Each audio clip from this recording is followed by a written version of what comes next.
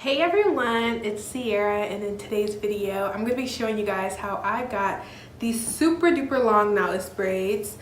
They are to my knees, just about a little bit below my knees in some areas. I wanted something really dramatic and fun for the beginning of summer.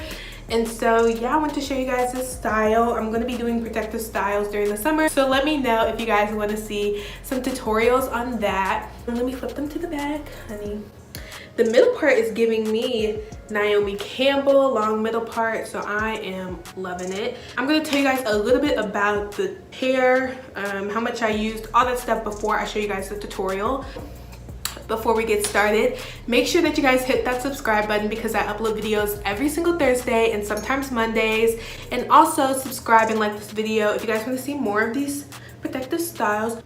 I used 4.5 packs of hair, and that included like the hair that I originally put and then the hair that is extended for the length. So 4.5 packs total. I do definitely recommend a hair rack. You can get it from Walmart. They're actually needle racks. They're about $10 a piece. I used 2 different ones, and that allowed me to do 20 braids on 2 different racks. So one I had for the hair that I used at the beginning of the braid, and one I had with smaller pieces that I used to extend the length later on in the braid. If you guys can see that right there. I ended up using Shine and Jam, my other one that I used in my last tutorial. So yeah, I used the Shine and Jam conditioning gel extra hold. This gives it a really sleek look at the top, and then I ended it with putting mousse on it.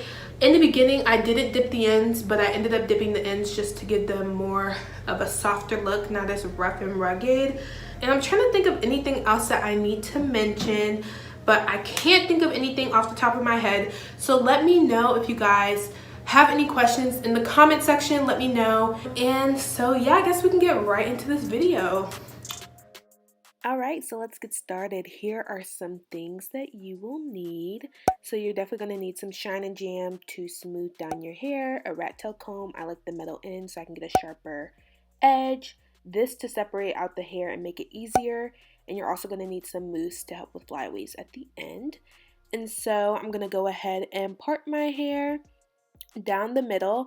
I was really taking my time and being a perfectionist with these parts. Sometimes I really don't care, and sometimes I really do care. I wanted to do small braids, so I wanted to make sure that the parts were as straight as possible. And so yeah, I'm just showing you guys the parts and all that good stuff. So I'm going to go ahead and comb out the hair, and I'm going to part it down the middle.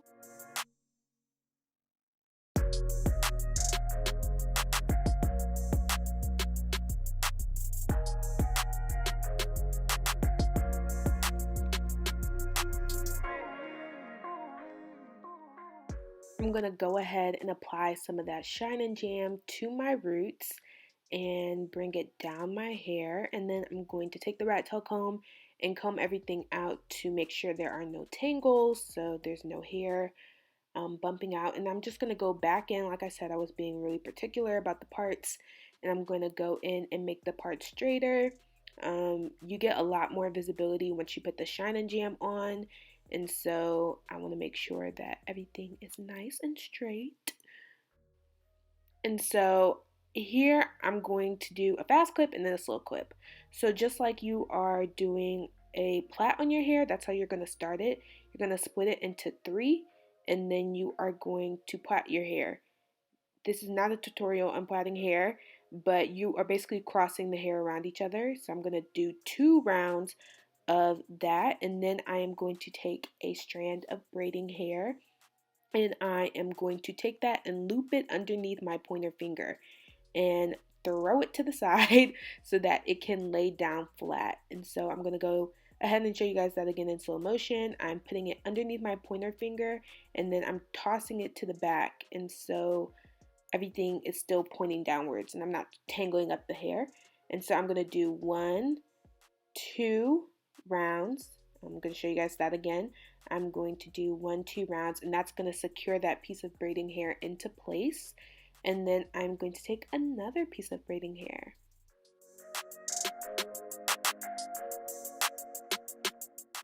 I'm going to take another piece of braiding hair, put that underneath the pointer finger, toss it to the back. So I'm going to show you guys that again in slow motion. I'm taking a piece of hair. It's a relatively small piece of hair. It depends on what size you want the braids to be. I'm taking a smaller piece of hair, putting that underneath the pointer finger, and what? Tossing that to the back. To the back, to the back. Everything you own. And then I am crossing it 2 times. 1, 2, and then I'm going to go ahead and move some of those braids out the way, and I'm going to take it again, toss it to the back, and then I am going to plait down until I am going to add the next piece of hair. So I'm going to show you guys that one more time before I show you guys how I extended the length.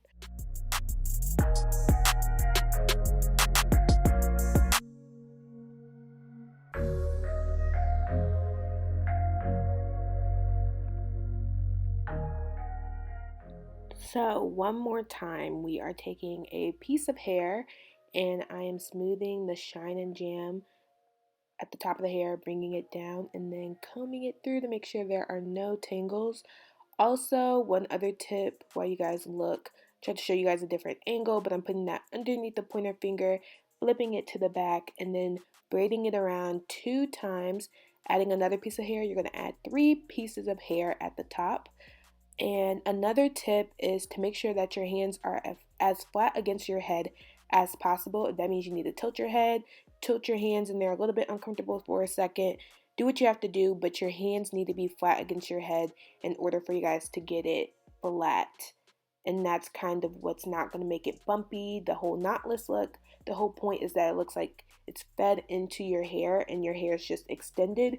And so you need to have your hands flat against your head to do that. And so you guys are going to see me change my hand placement. My arms are a little bit uncomfortable, but eventually you're going to switch down and just be able to braid normally. But as you guys can see, I added that in 3 separate times. And then I am just going to braid it around. Did I add it in 3 times? Okay, yeah, this is the 3rd time. And I'm going to flip it to the back and I'm going to braid it around. And I like to bring my hands around so that I can... That's it in even slower motion. But I'm going to bring my hands around so that I can braid it to the bottom in a more comfortable position.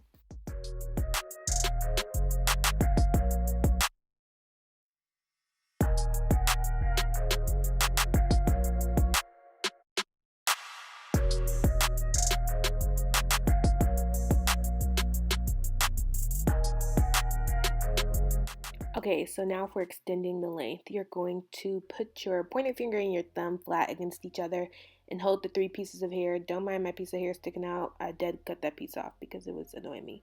But I'm going to just literally place the piece of hair on top of 2 of them and continue braiding so that it is secure between the hair. I believe I showed that one more time, but I'm literally just placing the hair and then braiding so that it's secure. And then I am going to take that piece of hair that I just pointed at has 2 strands of hair in it. So I'm going to take another piece of hair and I'm going to loop it on top of my pointer finger and add it to the other 2 pieces and then continue braiding so that it's secure again. And then you'll be able to notice the thickness of the piece of hair that has 3 strands in it. So you want it to be even, but I'm going to take another piece of hair and I'm going to add it once again on top of that pointer finger so that all of them are even and have the same amount of hair in them. And then I'm going to continue braiding down and it should be seamless. So those pieces of hair should be a little bit smaller than the ones that you put at the top, so it's not like a bump in between them. So I'm going to go ahead and show you guys how my hand placement was on the other side on the top one more time, but I'm splitting that into 3 pieces. And just like when you plait your hair, I am going to put it around 2 times. 1, 2. I was about to say, Sierra, come on now. Put it underneath the pointer finger and I'm going to braid it in so I can secure that piece of braiding hair. And then I'm going to add another piece of hair, put it underneath the pointer finger, secure that piece of hair. And then I am going to add another piece of hair at the top. So you're going to add 3 pieces of hair total at the top and then end up just braiding it down. Eventually you'll be able to switch your hands around into a more comfortable position, but in the beginning it's going to be a little bit uncomfortable, but beauty is pain. Beyonce said that. So if Beyonce said beauty is pain, the beauty is pain, okay?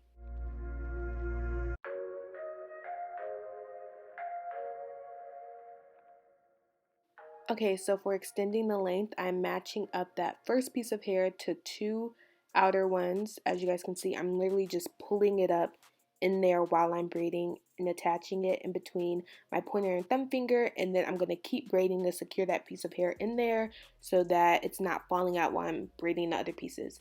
Don't try to add them all in because it's going to be hard to just try to manage it all, and then I'm going to keep braiding it like I normally would, and then between my pointer finger, again, I am going to loop it on top, add that in.